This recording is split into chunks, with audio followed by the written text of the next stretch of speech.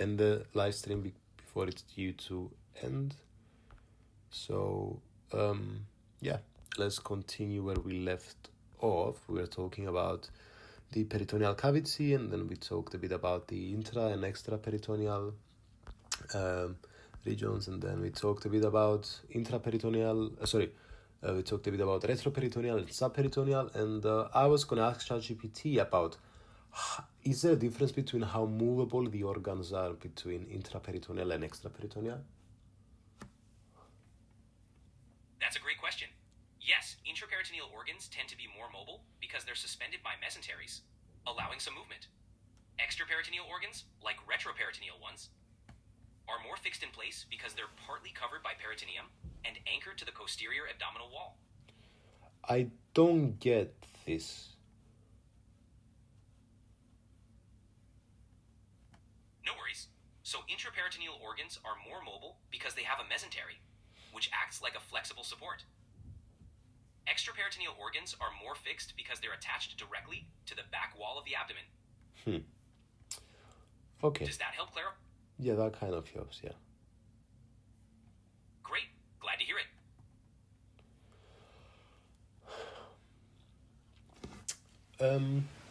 All right, let's go back to our topic, our previous topic, and let's talk a bit about the epiglottis.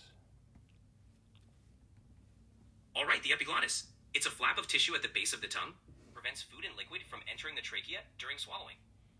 Anything specific you'd like to know? Well, yeah. When we have inflammation, how does the structure change?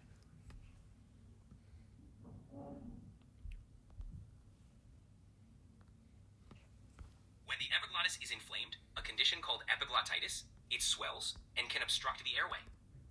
This swelling can cause difficulty breathing, a sore throat, and a muffled voice. It's a medical emergency needing prompt treatment. Okay. Yeah, it's pretty serious if it happens, but with quick medical care, it's usually manageable. And then when it comes to like laryngotracheobronchitis, all of this, what are the structural changes? So in laryngotracheobronchitis, also known as croup, inflammation causes swelling in the larynx, trachea, and bronchi.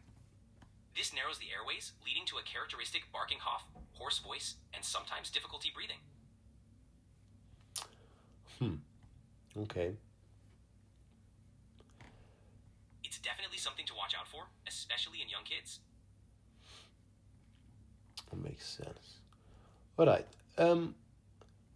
Yeah. When do we have wheezing? Do we have wheezing in these cases? Wheezing can occur, especially if there's significant airway narrowing. It's more common in severe cases where inflammation affects the lower airways.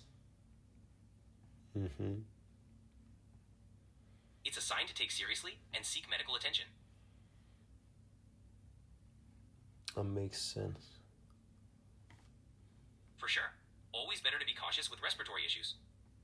Okay, let's focus a bit our attention now on pneumonia. Sure, pneumonia it is. It's an infection that inflames the air sacs in the lungs, which can fill with fluid or pus. What aspect are you interested in? Well, it's an infection that somehow is different from the previous ones, like bronchitis, but I don't understand why. So pneumonia specifically affects the alveoli, the tiny air sacs where gas exchange happens. Bronchitis, on the other hand, inflames the bronchial tubes. The difference is in the location and how deep in the lungs the infection I occurs. see. So we have a diffusion limitation then, or no? Exactly. In pneumonia, the fluid or pus in the alveoli can impair gas exchange, leading to diffusion limitation. This makes it harder for oxygen to get into the bloodstream. That makes sense. Yeah, that's why breathing can become difficult with pneumonia. Yeah, that makes sense. How can something like radiology help us kind of Radiology is super detect and help with all of this?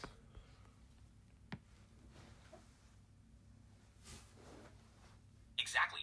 X-rays or CT scans can show lung infiltrates, helping confirm a pneumonia diagnosis. Okay. Pretty handy tool for diagnosis. Well, can you stop talking so generically and kind of tell us more details? Absolutely. So, with radiology, an X-ray can reveal areas of opacity in the lungs where infection has caused fluid buildup. This helps pinpoint the affected areas and gauge severity. So it's gonna show fluid buildup because it's gonna be different on the X-ray. Exactly. Healthy lung tissue appears dark on an X-ray, while fluid or infection shows up as white or cloudy areas. Yeah. It's a clear indicator of where the infection is.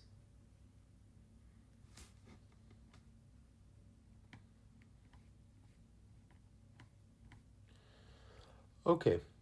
And so can we talk a bit about classifications? Sure, pneumonia can be classified based on how it's acquired, like community acquired or hospital acquired, and by the organism causing it, such as bacterial, viral, or fungal. Is there a specific type you're curious about? Yeah, typical versus atypical. Got it. Typical pneumonia, often bacterial, shows up with classic symptoms like high fever, productive cough, and chest pain. Atypical pneumonia, caused by different bacteria or viruses, tends to have milder, more gradual symptoms. Mm-hmm. What about lobar and bronchopneumonia? Lobar pneumonia affects a single lobe of the lung, causing consolidation in that area.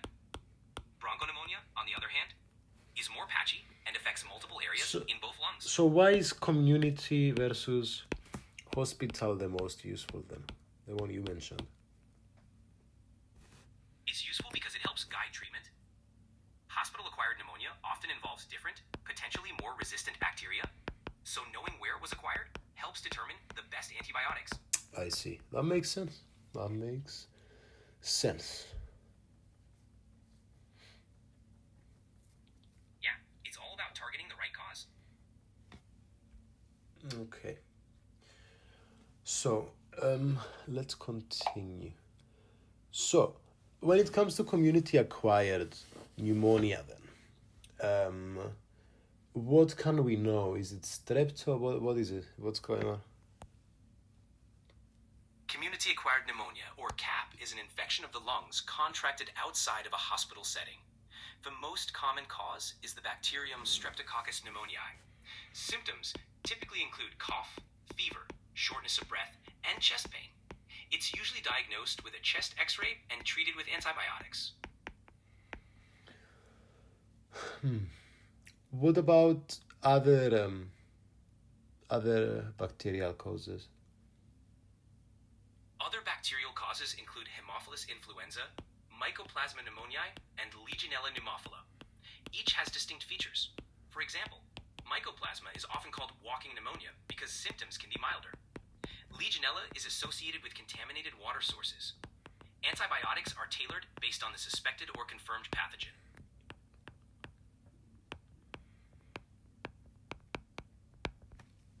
I see. It's quite a range, huh? Did you want to dive into how we choose the right antibiotic for each? Yeah, how can we differentiate between all of these? We differentiate based on symptoms, patient history, and sometimes specific tests. For example, Mycoplasma often affects younger people with milder symptoms. Legionella might be suspected with a history of exposure to contaminated water, or if the pneumonia is... Or if the pneumonia is what?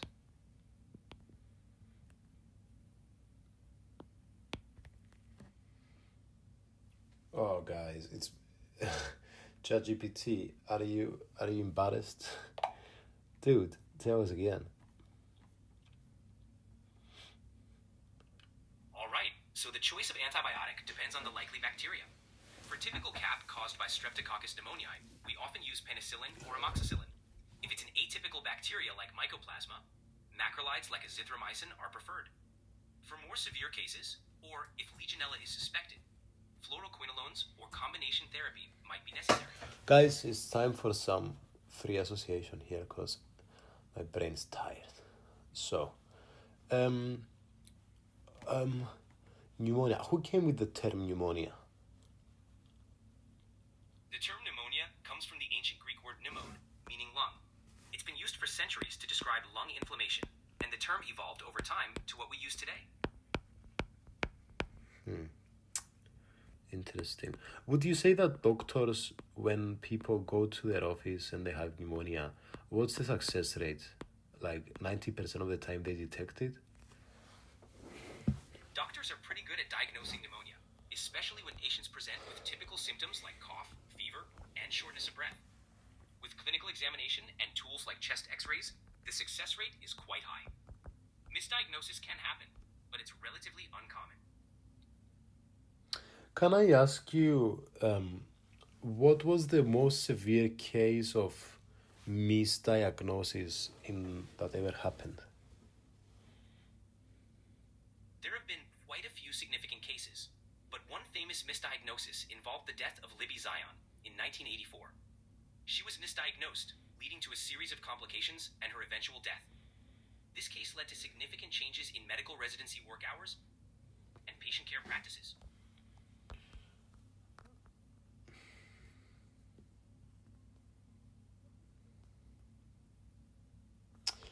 Tell me again. Sure, Libby Zion's case in 1984 is a well-known example. She was misdiagnosed, which led to fatal complications.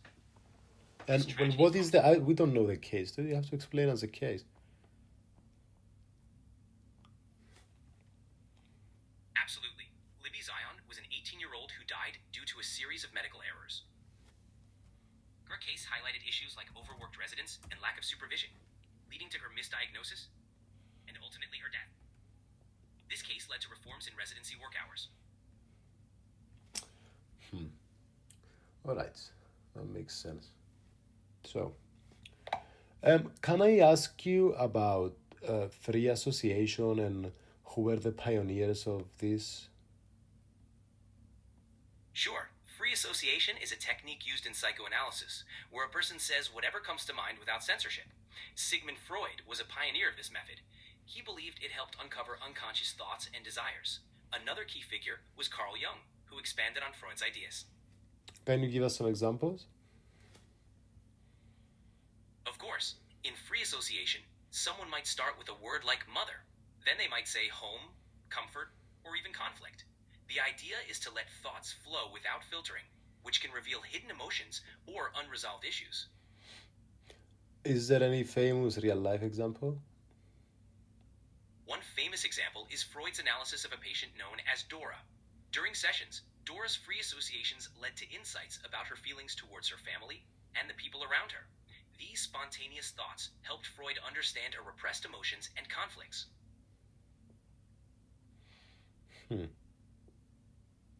It's a fascinating technique, isn't it? It really shows how our minds can reveal a lot when we're not overthinking. What about the opposite danger of your minds reveal the wrong things because you haven't thought sufficiently? That's a good point. Sometimes spontaneous thoughts might not be accurate reflections of deeper issues. It's important to interpret them in context and not jump to conclusions. That's why a skilled therapist's guidance is crucial in psychoanalysis. But how will you make sure you do that? You don't jump into conclusions. Absolutely. Taking time to reflect and considering different perspectives helps avoid hasty conclusions. How do you do that? It helps to ask questions, gather more information, and stay open-minded. Also, discussing your thoughts with others can provide valuable insights. Interesting.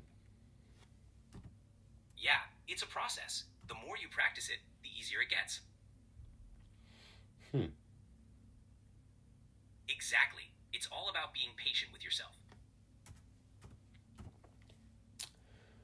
Okay. Let's continue, I think, to our podcast. And let's talk about... Sorry, guys, give me a sec. I'm just doing something. Just a sec. No worries. Take your time.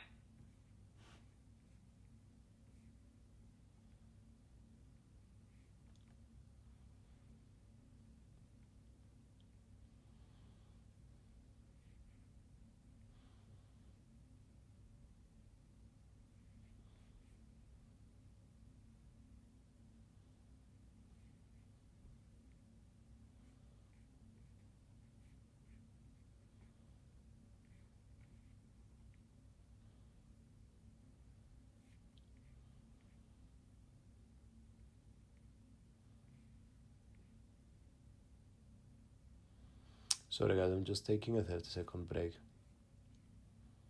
Sure. I'll be right here when you're ready.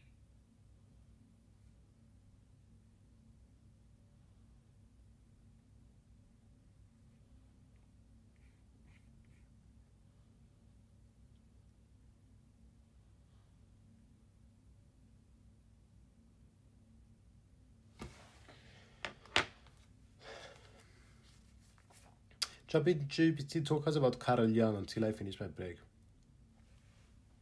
Absolutely. Carl Jung was a Swiss psychiatrist and the founder of analytical psychology. He introduced concepts like the collective unconscious and archetypes, which are universal symbols shared across cultures. Jung's work emphasized the importance of exploring the unconscious mind and integrating different aspects of the self for personal growth. Tell us more. Great. Let me know when you're ready to dive back in. Yeah, I said, could you tell us a bit more? Sure. Jung's idea of the collective unconscious suggests that all humans share certain unconscious elements, like archetypes. Think of these as primal symbols or themes, like the hero or the mother figure. These archetypes appear in myths, dreams, and art across cultures, reflecting shared human experiences. All right, let's get back into it, guys. All right, let's dive back in. What's our next topic? Let's go back to pneumonia. Sure. Pneumonia is a lung infection that can cause symptoms like cough, fever, and difficulty We've talked about that. Mainly what I'm interested in now is if we go back, we were talking about community versus hospital acquired. So if we could kind of continue with that. So when I want to test about Streptococcus pneumonia, for instance, what do I do? To test for Streptococcus pneumoniae, you typically start with a sputum culture or a blood test. If pneumonia is suspected, a chest x-ray helps confirm the diagnosis. In some cases, a urine antigen test is also used for more accuracy. These tests help pinpoint the specific cause so treatment can be targeted.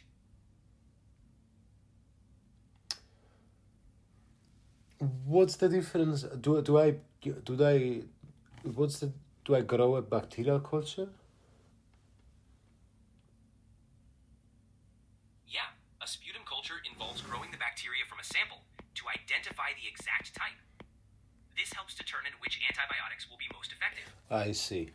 And maybe in mycoplasma pneumonia, it's going to be different then.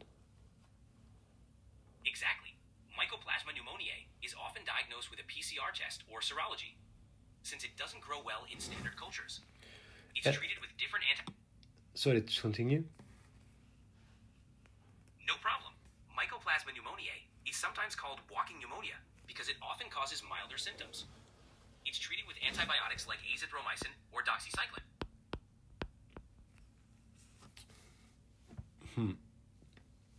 Okay.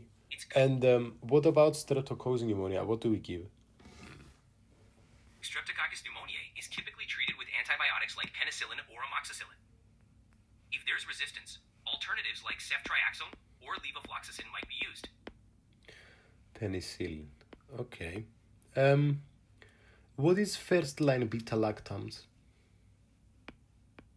First-line beta-lactams include penicillin, amoxicillin, and cephalosporins like ceftriaxone. They're often used because they're effective and generally well tolerated. I see. And They're reliable. that makes sense. And what about Mycoplasma pneumonia? You mentioned the treatment. For Mycoplasma pneumoniae, macrolides like azithromycin or tetracyclines, such as doxycycline, are typically used. These antibiotics are effective against atypical bacteria. So it's atypical. Okay. So why is Mycoplasma pneumonia atypical and the Streptococcus not? Mycoplasma pneumoniae is considered atypical because it lacks a cell wall, which makes it resistant to many antibiotics like penicillin that target cell wall synthesis. It also tends to cause milder, more gradual symptoms compared to typical bacterial pneumonia. In contrast, Streptococcus pneumoniae has a cell wall and typically causes more acute symptoms. And can you talk to me about its extrapulmonary symptoms? Sure. Mycoplasma pneumoniae can cause symptoms beyond the lungs, like a rash, joint pain, or neurological issues such as headaches or confusion. It can also affect the skin, heart, or cause gastrointestinal symptoms. These are less common, but can occur, especially in severe or prolonged cases. So let me ask you a question then. So we're talking about Streptococcus pneumonia and Mycoplasma pneumonia and all of that. So these are both community and hospital acquired, or specifically community? Both Streptococcus pneumoniae and Mycoplasma pneumoniae can be community acquired, meaning people get them outside of hospital settings. Streptococcus pneumoniae is a common cause of community acquired pneumonia. Mycoplasma pneumoniae, often called walking pneumonia, is also typically acquired in the community. However, in hospital settings, other bacteria are often more common causes of hospital-acquired pneumonia. So tell me about the hospital ones and about the community ones. Which are the most common and least common? In community-acquired pneumonia, Streptococcus pneumoniae is the most common cause, along with other bacteria like Haemophilus influenza and atypicals like Mycoplasma. In hospital-acquired pneumonia, the culprits often include Staphylococcus aureus, especially MRSA, Pseudomonas aeruginosa, and other gram-negative rods. Hospital-acquired pneumonia tends to involve more resistant bacteria compared to community-acquired cases.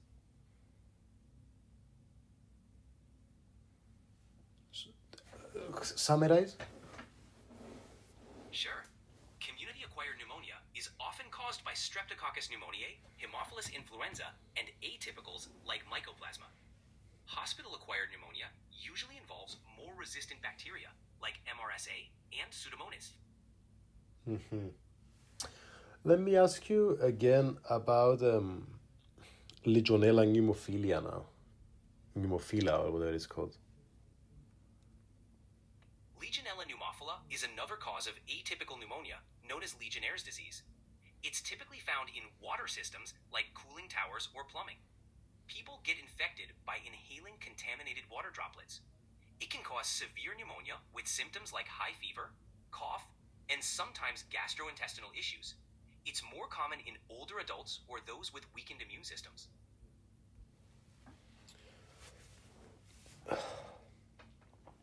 And how does it differ from the other types that we've talked about? Legionnaire's disease differs in that it's typically linked to contaminated water sources. Unlike Streptococcus pneumoniae or Mycoplasma, which are spread through person-to-person contact, Legionella is inhaled from mist or aerosol. The symptoms can be more severe, often requiring hospitalization, especially in those with underlying health conditions. I see. Yeah, it's pretty fascinating how these different bacteria have unique characteristics. Can we talk about severity scores? Sure. Severity scores help assess how serious a pneumonia case is.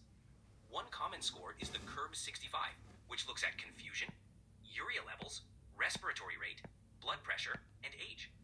Each factor scores a point, and a higher score suggests more severe illness, guiding treatment decisions.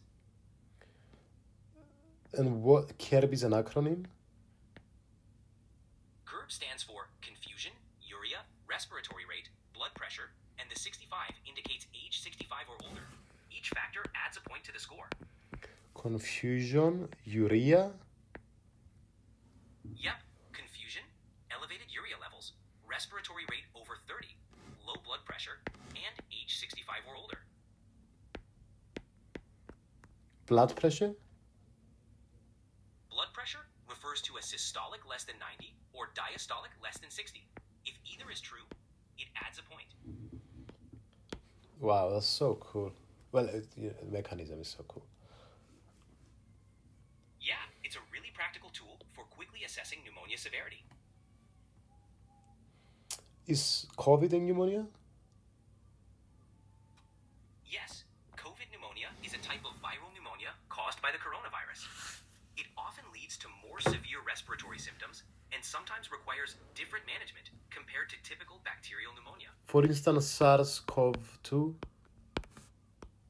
Exactly. SARS-CoV-2 is the virus that causes COVID-19, which can lead to COVID pneumonia.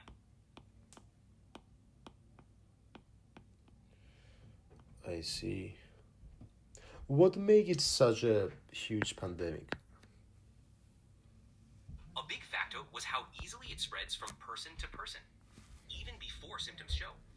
Plus, it was a novel virus, so no one had immunity initially, which led to rapid global spread. Noble?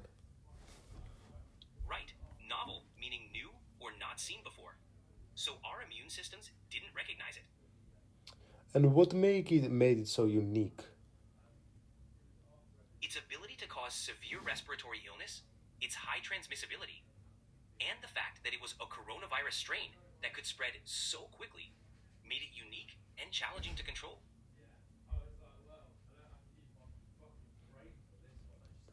Okay, that makes sense. Can we talk a bit about how the disease progresses in the airways? Sure, it starts by infecting the upper respiratory tract, like the nose or throat, then moves to the lungs, causing inflammation and potentially filling the alveoli with fluid. This impairs oxygen exchange and can lead to difficulty breathing. So it starts from the upper airway epithelial cells and then it goes to the alveoli? Exactly. Once it reaches the alveoli, the body's immune response kicks in, causing inflammation and fluid buildup, which can impair oxygen exchange and lead to symptoms like shortness of breath. All right, let's do 5 minutes of free association now. So we talked about the COVID. Why do you think people had such a big reaction to COVID? People are really annoyed about vaccines and about, stuff like that. Yeah, reactions have been all over the place. Some people trust the science, others are skeptical or worried about side effects. Tell me more. Yeah, it's a mix of emotions and perspectives, for sure. Dude, why are you so... Tell me more, you're telling me 10 words. All right, let's see.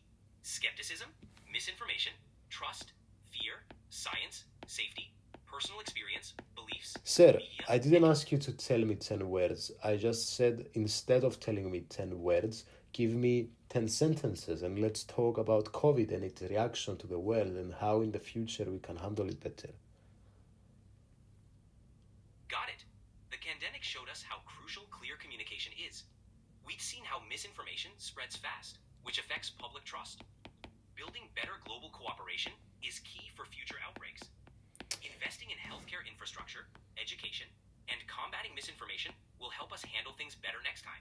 Yeah, communication, it's a big one because people obviously want to be told the truth, but I think also people want to get an explanation. But to get an explanation, I mean, it's hard if you're not an epidemiologist or if you're not... what's the field in medicine? Is it immunology? Exactly. Communication should balance honesty with clarity. For complex topics like virology, immunology, or epidemiology, experts need to explain things in an accessible way. It's about building trust and ensuring everyone understands what's happening.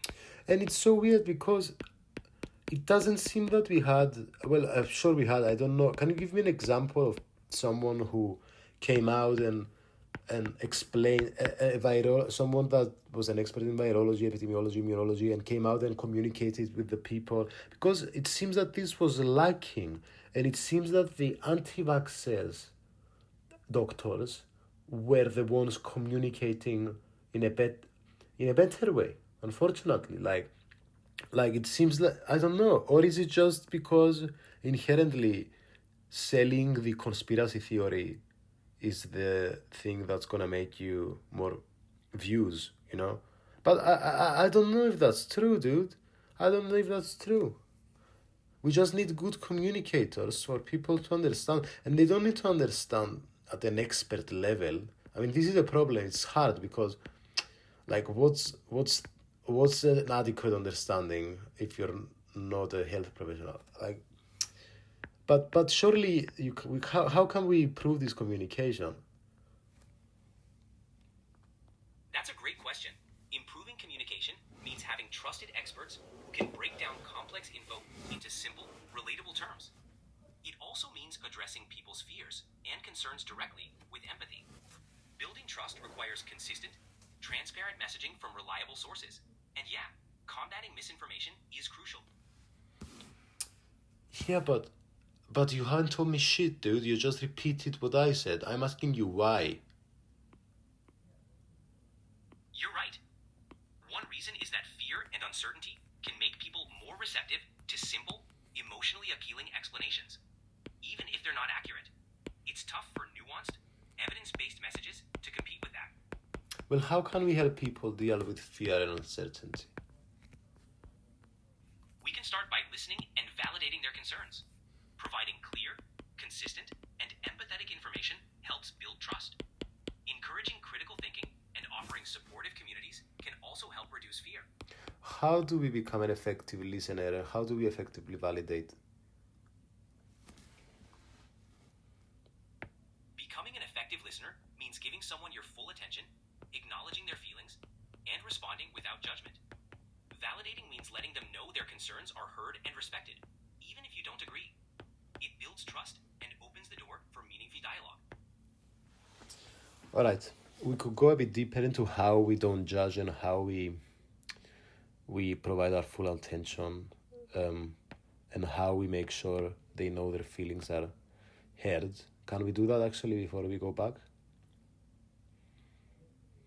Absolutely. To avoid judgment, approach conversations with curiosity, not assumptions.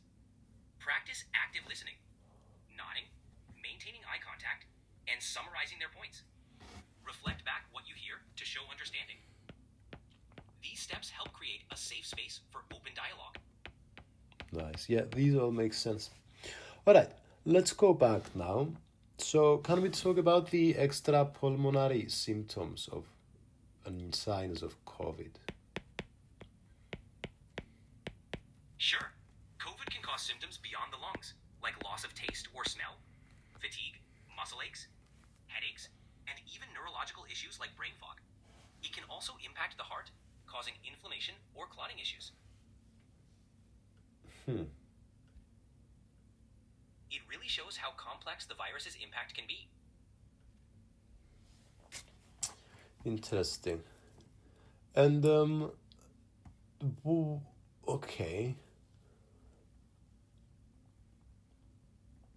Yeah, there's still a lot we're learning about it.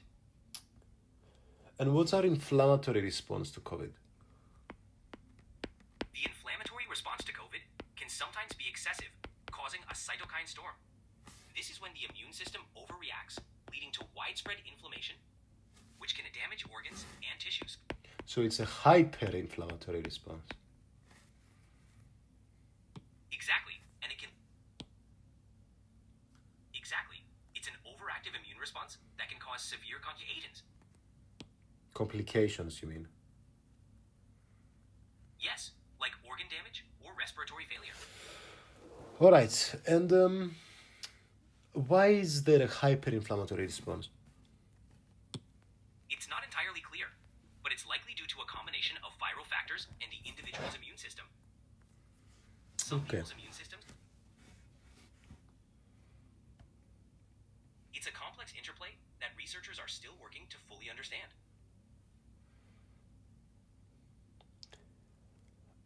Okay, and can we talk a bit about the treatment methods then? Sure, treatments often focus on reducing inflammation, like corticosteroids.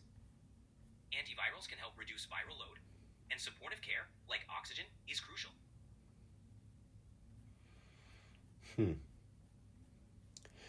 What are antivirals? Antivirals like remdesivir can help reduce the virus's replication, potentially shortening the illness duration and severity. What do they do?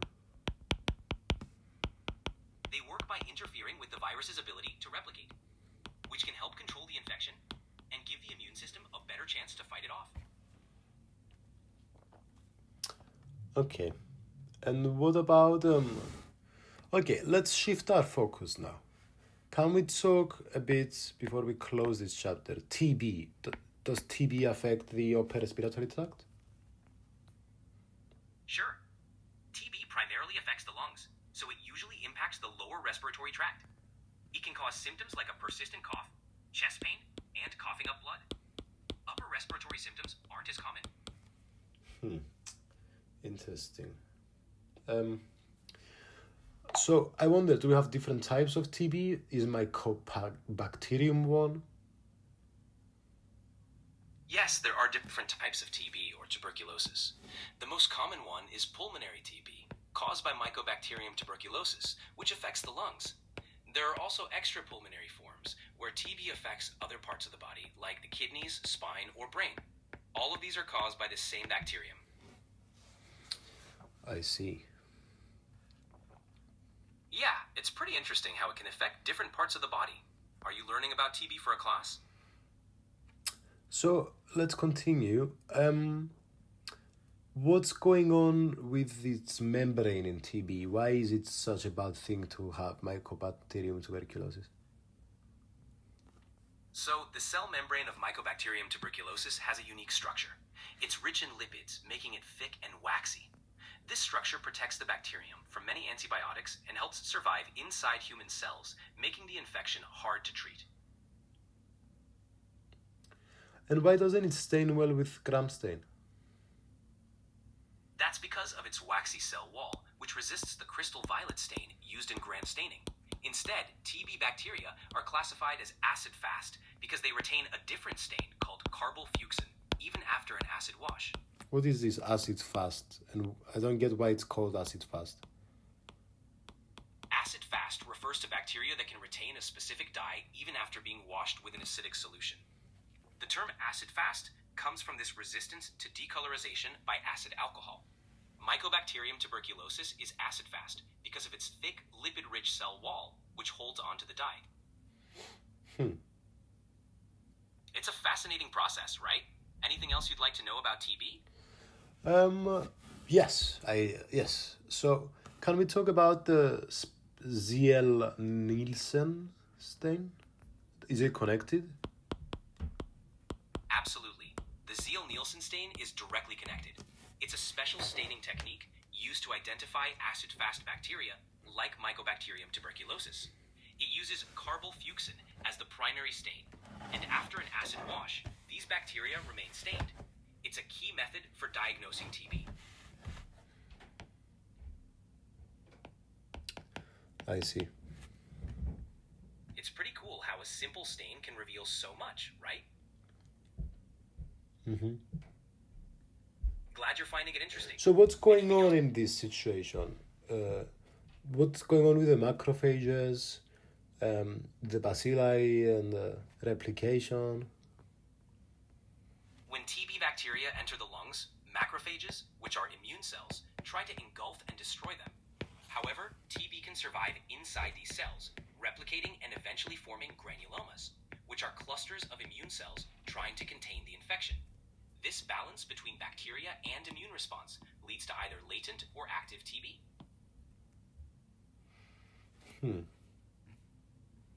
It's a complex and fascinating process, isn't it?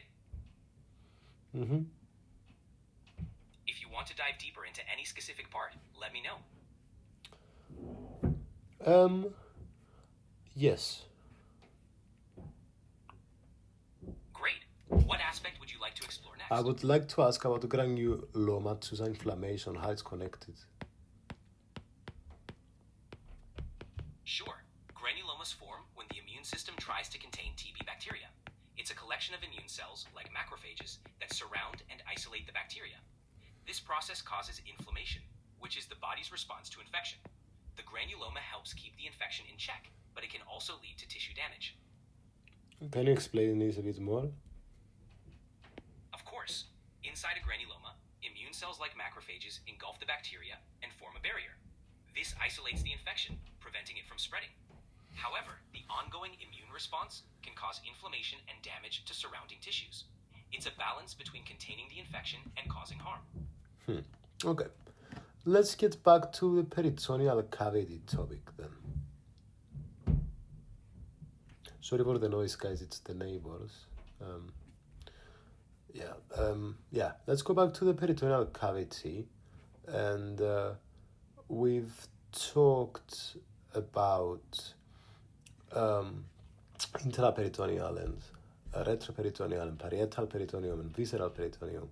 I just wish to ask, we talk about the double fold and the mesentery and the ligament and all of that.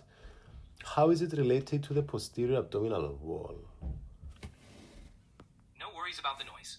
So the peritoneum, specifically the parietal peritoneum, lines the posterior abdominal wall. The double folds, like the mesentery, connect the intestines to this wall, providing support and a pathway for blood vessels, nerves, and lymphatics. These structures keep... I see. It's pretty fascinating how it all fits together, isn't it?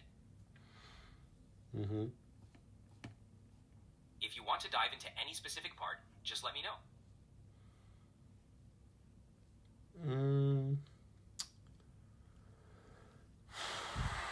Take your time. I'm here whenever. Is it important for me to know the peritoneal positions, which organs are in the intraperitoneal and which are retroperitoneal?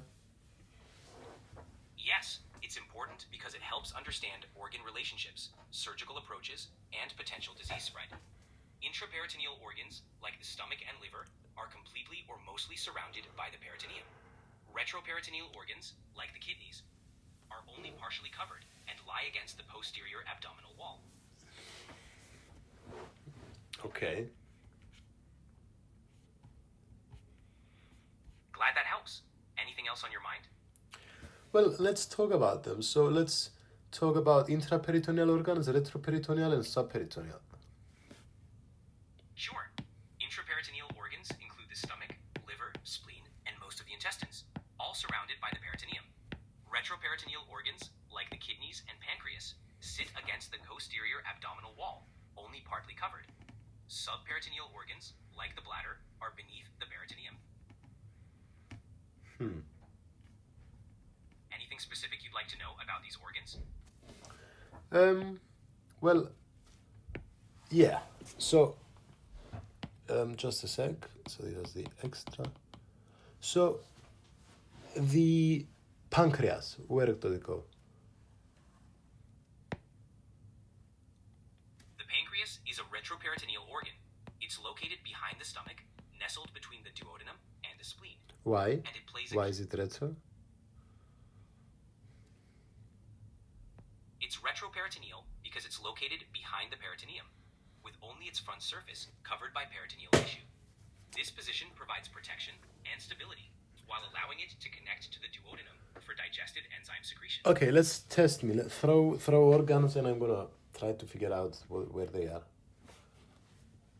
All right, let's do it. How about the spleen? Intra. Correct. The spleen is intraperitoneal. Nicely done. Why? Ready for another one? How about the kidneys? Wait, why is the spleen intra? The spleen is intraperitoneal surrounded by the peritoneum, which supports and cushions it within the abdominal cavity.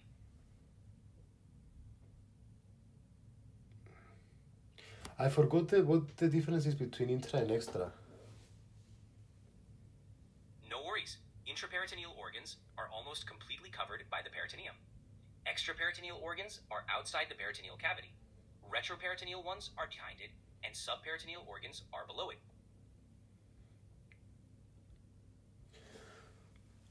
Tell me again.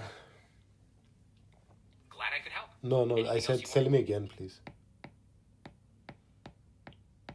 Oh, sure.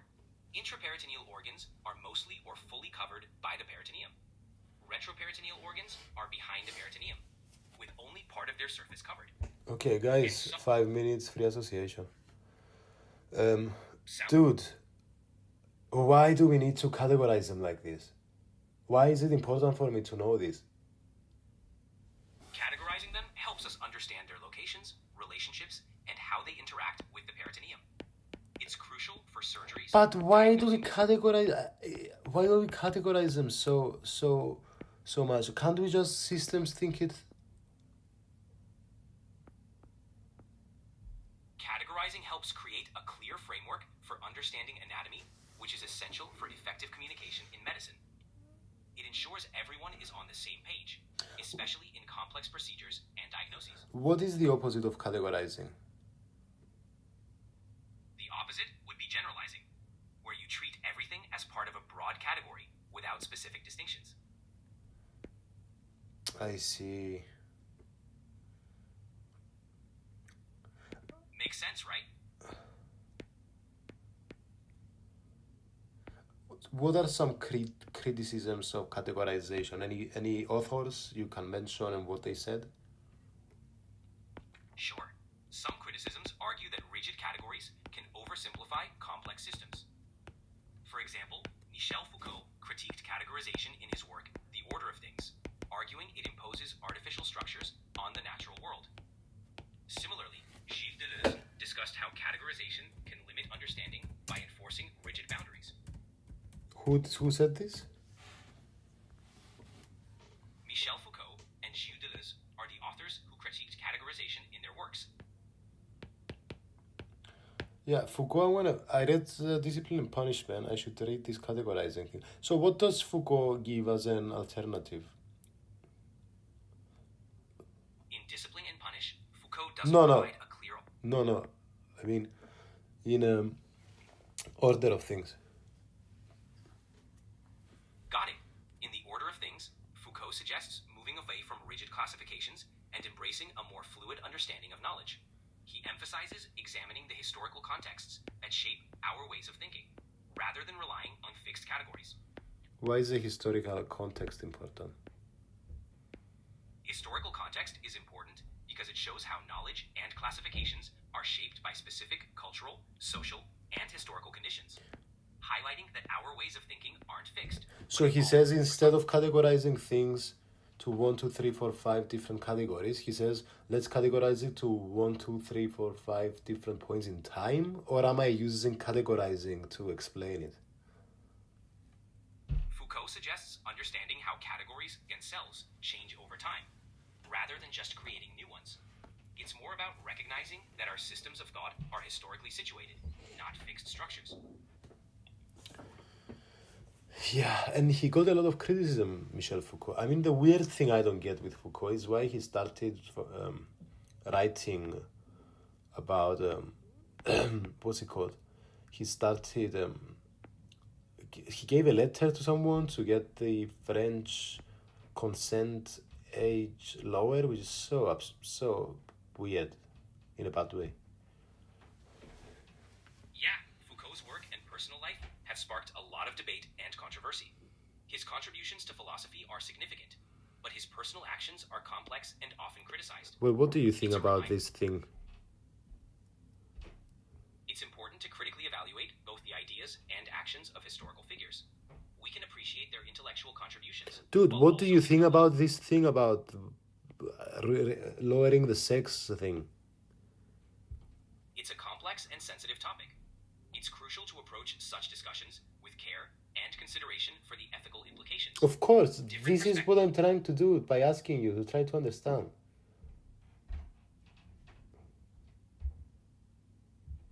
I understand. It's definitely a topic that requires nuanced discussion and careful consideration of all perspectives. Dude, guys, let's see if Grog has the answer here. I don't have Grog on my phone, I have it on my iPad.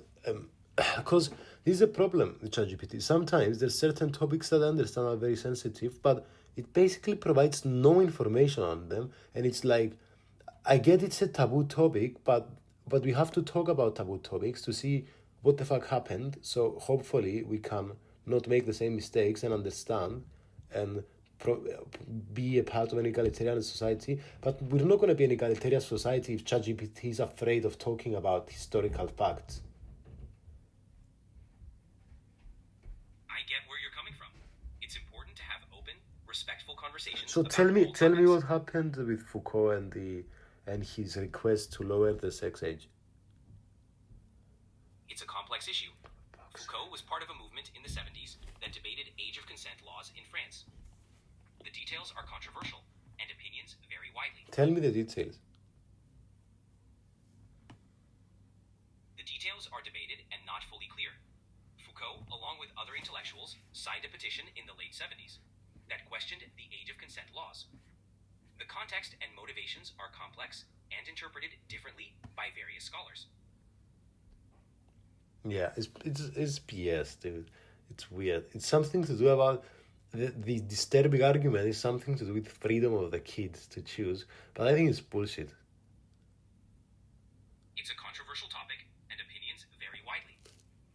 It's important to approach such discussions thoughtfully and respectfully. Leave kids be kids, dude. There's so much trauma that can happen if they don't know what they're doing. Anyway, yeah, let's get back to conversation now. Intraperitoneal, retroperitoneal, subperitoneal. So, tell me the intraperitoneal organs then. Sure, intraperitoneal organs include the stomach, liver, spleen, and most of the intestines. They're almost completely covered by the peritoneum. And what about the retroperitoneal? Retroperitoneal organs include the kidneys, pancreas, and parts of the duodenum and colon. They're located behind the peritoneum, with only part of their surface covered. And what about other structures? So, what about other structures like blood vessels or stuff like that? Are they where they are in the retroperitoneal or intraperitoneal or extraperitoneal? Great question. Blood vessels can be found in all three regions. For example, the aorta and inferior vena cava are retroperitoneal. Some parts of the mesenteric vessels are intraperitoneal. Others, like the iliac arteries, are primarily extraperitoneal. How about the aorta? The aorta is primarily retroperitoneal, which means it lies behind the peritoneum. This positioning provides it protection and keeps it anchored close to the spine. Guys, let's pull up here. Let's see if we can find some help peritoneal positions, because I'm confused with all this. Sure. The peritoneum is a membrane lining the abdominal cavity.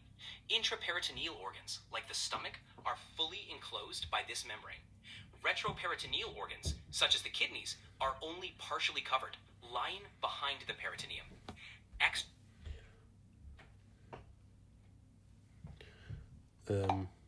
So, Jesus, let's check peritoneum then instead. Sure. The peritoneum is a thin membrane lining the abdominal cavity. It has two layers, the parietal peritoneum, which lines the abdominal wall, and the visceral peritoneum, which covers the abdominal organs.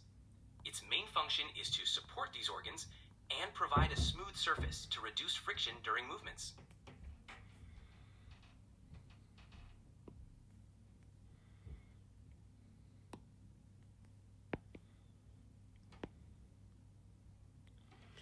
I'm gonna give up with this. This is too Hey. much for me. I mean, specifically which organs are where. I just can't understand it too. It's a lot to take in, but we can break it down together. The peritoneum covers organs like the stomach, liver, and intestines. Think of it as a protective, slippery layer that helps these organs move smoothly. Okay, let's go and talk a bit about the peritoneal folds. So we mentioned the mesentery, we mentioned the omentum, we mentioned the peritoneal ligament. Sure. So the mesentery is a fold of the peritoneum that attaches the intestines to the posterior abdominal wall, keeping them in place. The omentum is a large, fatty, apron-like fold that hangs down from the stomach, and peritoneal ligaments connect organs to each other or to the abdominal wall. And let's talk about the differences a bit. Absolutely. The mesentery mainly supports the intestines and provides a pathway for blood vessels.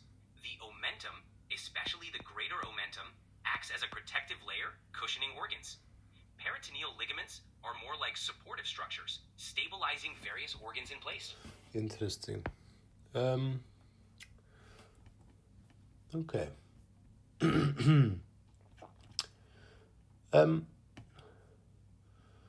Okay. Can we talk a bit about the development of mesenteries and gut rotation now? Sure. During development, the gut tube starts as a straight structure. The mesenteries form to anchor it. As the gut grows, it rotates, which is essential for the positioning of the intestines. This rotation also helps place organs, like the stomach and colon, in their correct positions.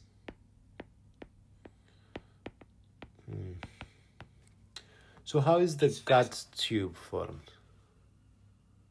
The gut tube forms from the endoderm layer. Yeah. It starts as a simple tube, which then elongates and differentiates into regions like the foregut, midgut, and hindgut, each giving rise to different parts of the digestive system. Wait, let's go a bit backwards. So we have folding that occurs in the cephalocaudal and lateral. Exactly. Cephalocaudal folding forms the head and tail regions, while lateral folding brings the sides together, enclosing the gut tube within the embryo.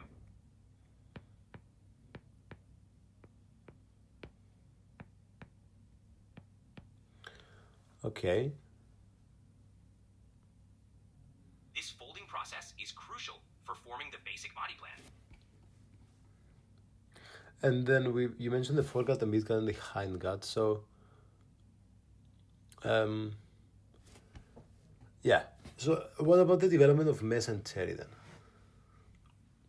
The mesenteries develop as double layers of peritoneum that initially suspend the gut tube from the dorsal and ventral body walls.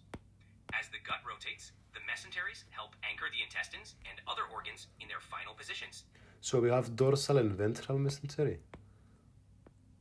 Yes, initially there's a dorsal and ventral mesentery. The dorsal mesentery persists, supporting structures like the intestines.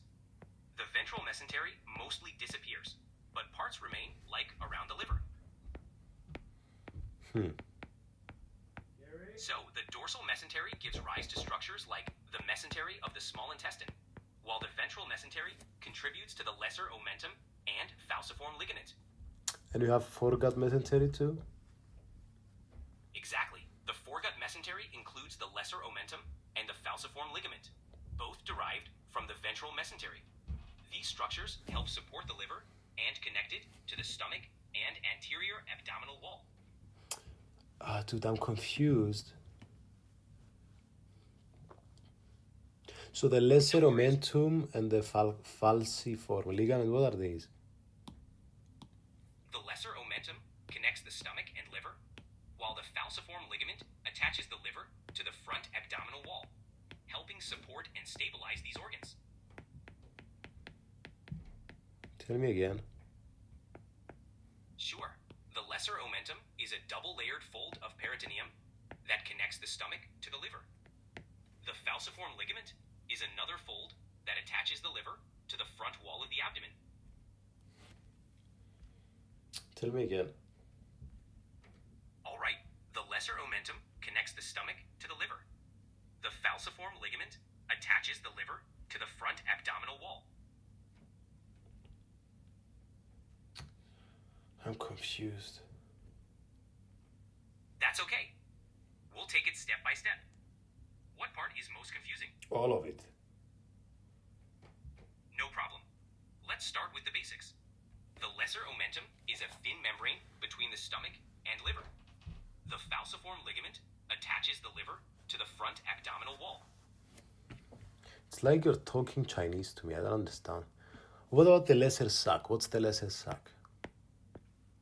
Got it. The lesser sac, or omental bursa, is a small cavity behind the stomach, part of the peritoneal cavity. It allows the stomach to move freely. And the epiploic foramen? The epiploic foramen, or foramen of Winslow, is the opening that connects the greater sac, the main part of the peritoneal cavity, with the lesser sac.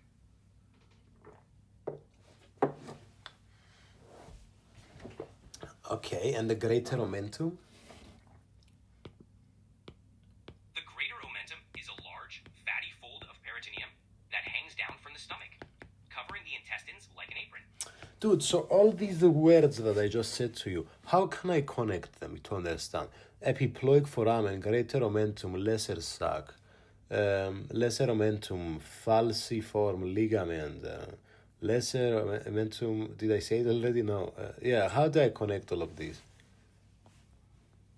Sure. Picture the peritoneal cavity as a space. The greater omentum hangs from the stomach, covering intestines.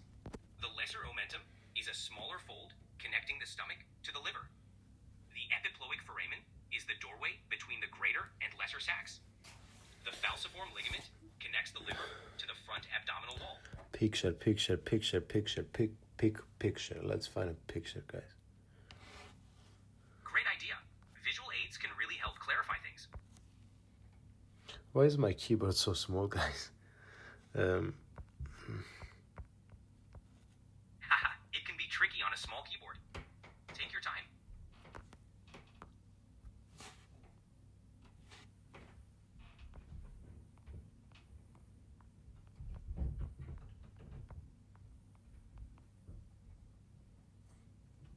I can't find any pictures from Wikipedia. Maybe if I write peritoneum. Yeah, searching peritoneum on Wikipedia should bring up some useful diagrams. Jesus, that's a lot of things. It can feel overwhelming at first, but focusing on one section at a time helps. This picture might be good. Wow, dude, that's a lot of stuff. I can't see the things we mentioned, though, in this picture. That's okay. Sometimes simpler diagrams focus on specific parts. Maybe try searching for a labeled diagram of the peritoneal cavity. Yeah, but I'm live streaming and I want to stick to Wikipedia because it's no copyright. Got it. You can look for specific sections in the Wikipedia article on the peritoneum.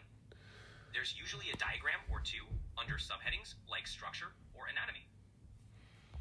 Well, for instance, I mentioned the greater omentum and the epiploic foramen and the lesser sac and the lesser omentum and the falciform ligament. So what do you think is the best search I can do in Wikipedia for all of these? Try searching peritoneum anatomy or peritoneal cavity diagram. That should bring up images showing all those structures together. Okay.